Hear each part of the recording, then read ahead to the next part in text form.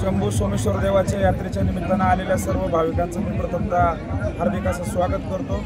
आज या ठिकाणी सालाबादप्रमाणे यात्रेचं नियोजन करत असताना बैलगाड्याच्या भव्य शर्यती, त्याचप्रमाणे उद्या देखील कुस्तीच्या पारंपरिक जंगी आखाड्याचं नियोजन, त्याचप्रमाणे आखाड्याचा अशा विविध कार्यक्रमाचे आयोजन नियोजन आम्ही देवस्थान ट्रस्टच्या वतीने या ठिकाणी करतोय।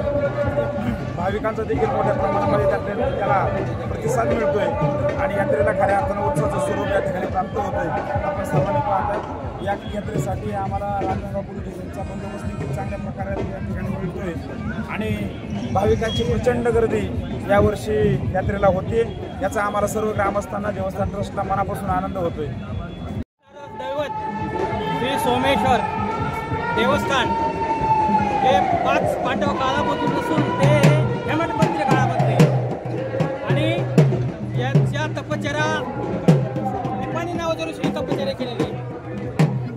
या ऋषीच्या नावाखाली पिंपरी हे गाव नवीन नाव पडलेले त्याला आणि शेजारचं गाव असणारे गणपती अष्टविनायक हे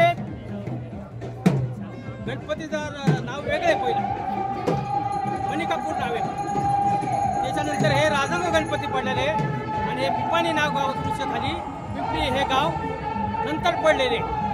असा हा महिमा शंकराचा महिमा जुना आहे। पूर्वी जुनी मूर्ती अशी कुठेही आसपास जिल्ह्यामध्ये दिसणार नाही तुम्हाला, अशा पद्धतीचं हे देवस्थानचं स्वरूप आहे।